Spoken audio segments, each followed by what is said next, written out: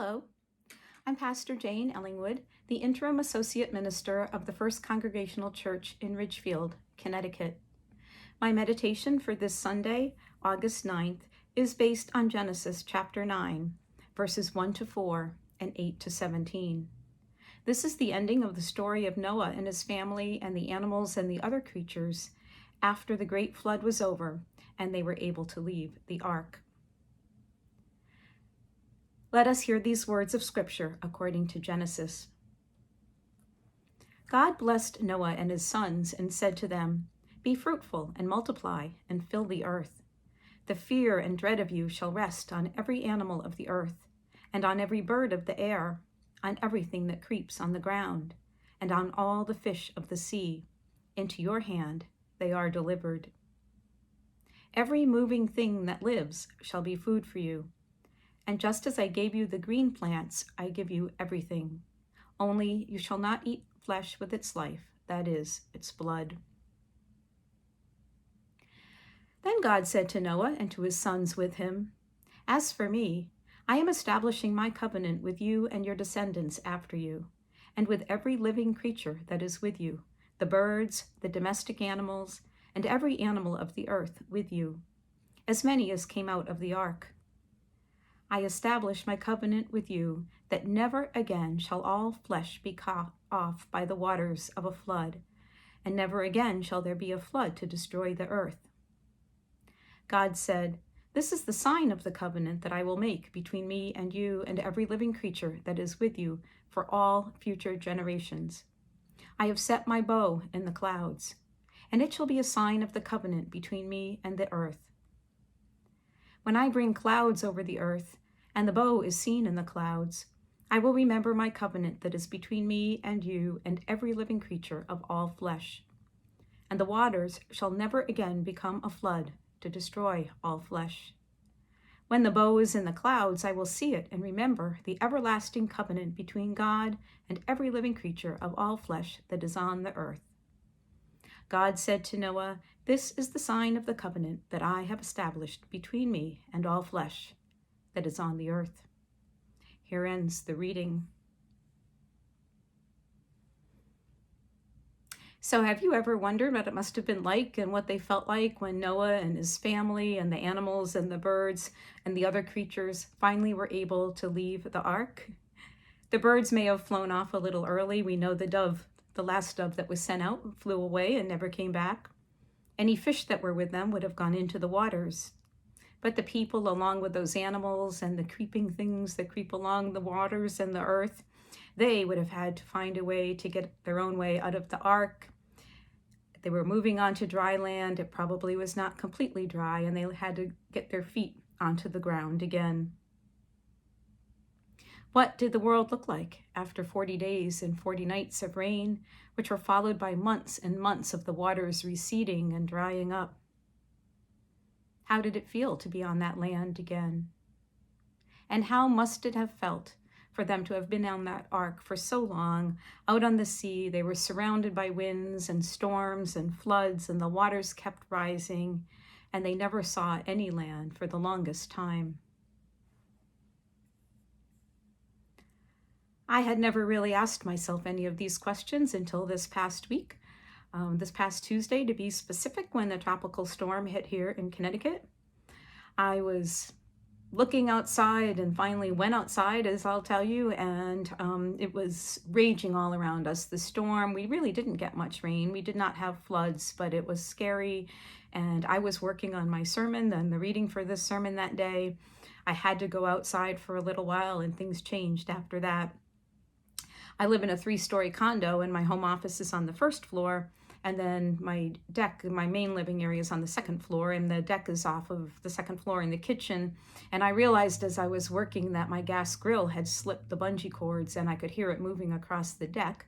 I'm responsible for that. We're required by condo community laws to make sure that everything up there, including the grill, is tethered. I went upstairs to the second floor. I looked outside. It was nearly the peak of the time that the storm was beginning, and we were under a tornado warning. I did look, there was no tornado. The trees were whipping around everywhere, my beautiful trees, the trees that are right behind me now, which are my friends. They were whipping around everywhere, but I had to go out on that deck to try to get the grill connected again to the bungee cords.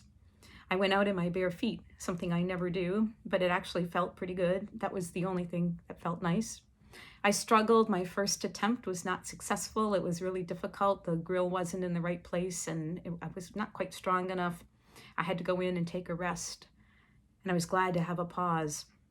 But I went out again, and finally, after a lot of work on my hands and knees, I was able to get 2 little bungee cords attached to one little leg of the grill, and I wedged it in behind a table that was also anchored, and so that was secured.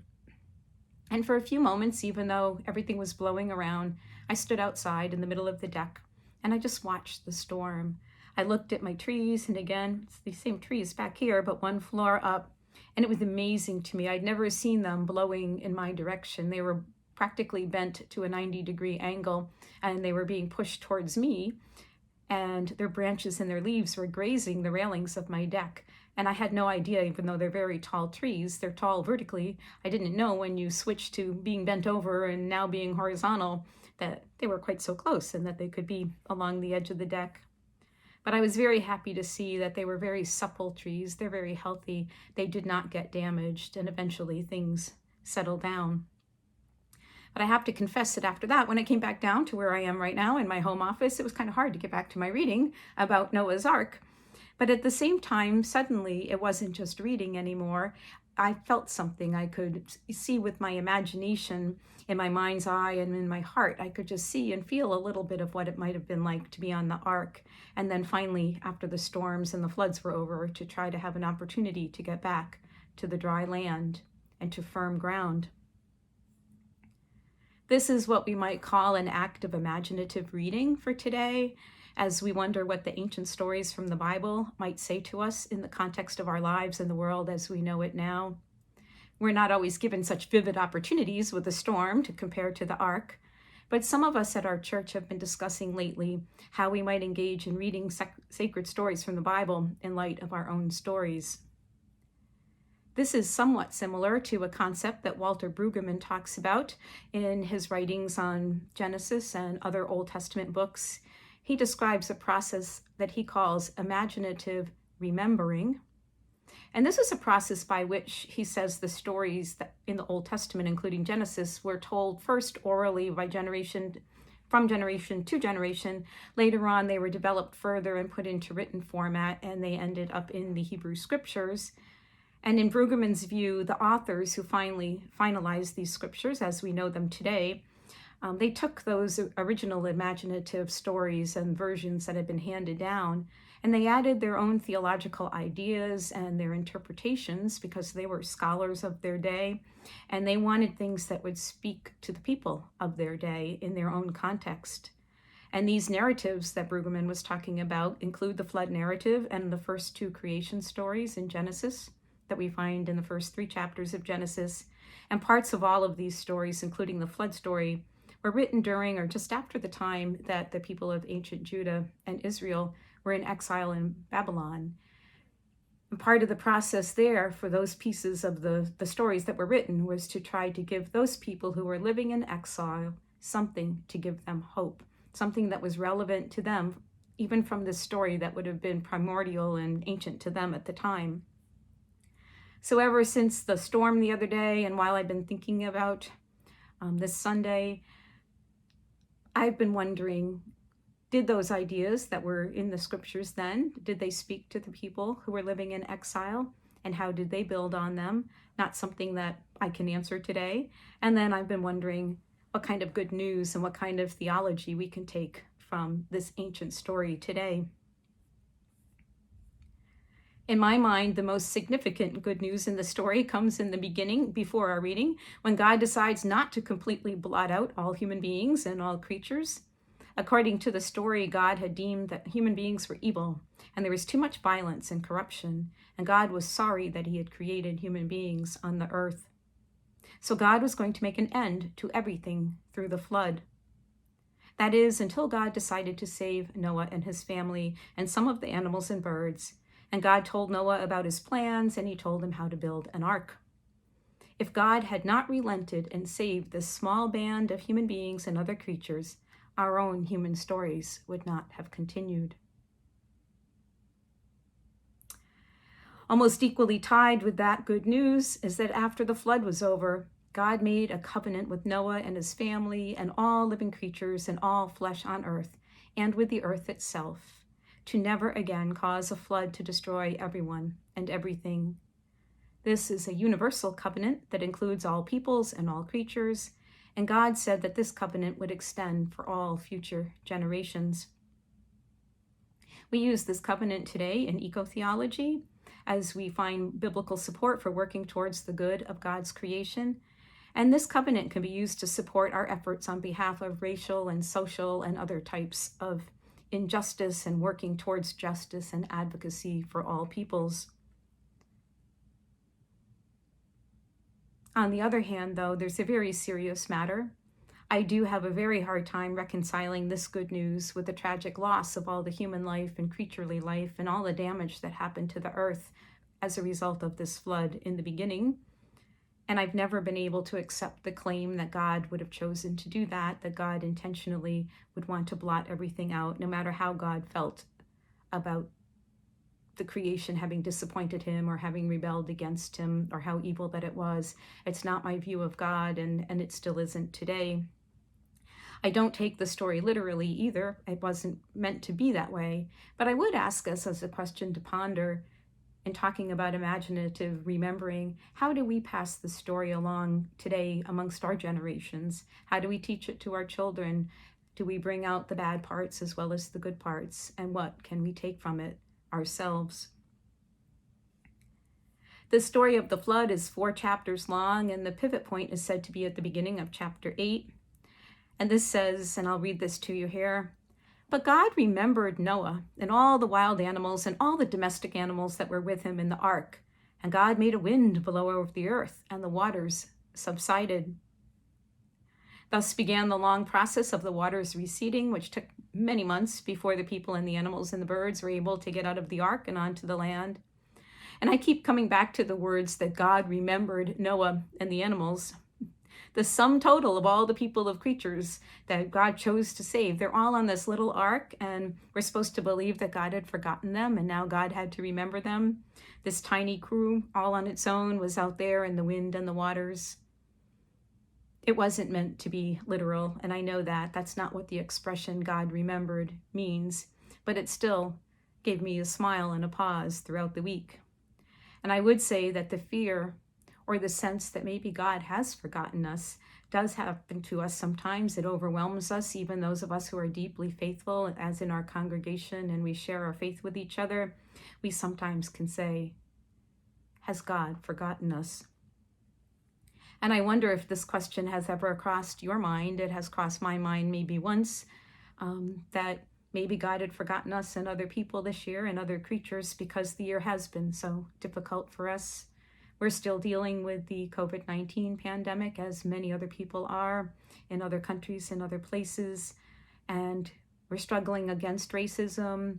We're trying to find ways to work for justice. We're having discussions. We're dealing, especially in Ridgefield and Danbury and the Bethel areas around us, we're dealing with really traumatic aftermath of the tropical storm just the other day. That was on Tuesday. I'm recording this on Saturday. It's been devastating, and it's hard to believe that something so challenging happened to us while we were dealing with all these other things. And I wish blessings on all of you who are still waiting for your power and your water and your internet and your phones to return. So has it ever crossed our mind in all those events that God has forgotten us? Are we out on those waters alone? I don't think so. At the end of the day, or at the end of the long night, even if we're awake during the night, I think we know that God is always with us. God doesn't forget us. God doesn't need to be reminded. But it is possible, I still would say, to wonder and ask that question from time to time. The flood story does make it clear that God took notice of the crew on the ark and brought the flood to an end. And the people and the animals and the birds began the process of creating their new lives, but a little bit in a changed way now. Things weren't quite the same. God was giving them a new beginning and a second chance. But He had some new rules, and it wasn't going to be the same world that they had left. They were certainly not going back to the original creation of Genesis chapter 1. That was long gone by. And as Terence Frentheim says, the starting point that they were going back to was definitely a post-Garden of Eden starting point, a post-fall, the story of the fall. Things were not going to be great. At the end of chapter 8, just before our reading begins, there's a beautiful passage that expresses the belief that while God is creating new things and giving people a new beginning at this point, God still knows in his heart what people are like. This is the passage. The Lord said in his heart, I will never again curse the ground because of humankind, for the inclination of the human heart is evil from youth. Nor will I ever again destroy every living creature as I have done. As long as the earth endures, seedtime and harvest, cold and heat, summer and winter, day and winter, shall not cease. For me, it is very good news that God was willing to accept human beings and other creatures for the way that they were and the way that we are, even though we are not as God had hoped we would be when God first created everything in the beginning. And it is very good news, again, that God made a covenant with all human beings, all living creatures and the earth, an everlasting covenant that spans time and place.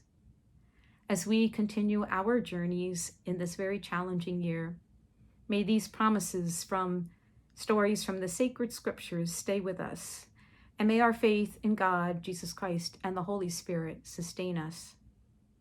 And may we trust in God as he guides us into and through new beginnings, as we follow Jesus Christ and we are empowered by the Spirit. May God bless you all. Amen.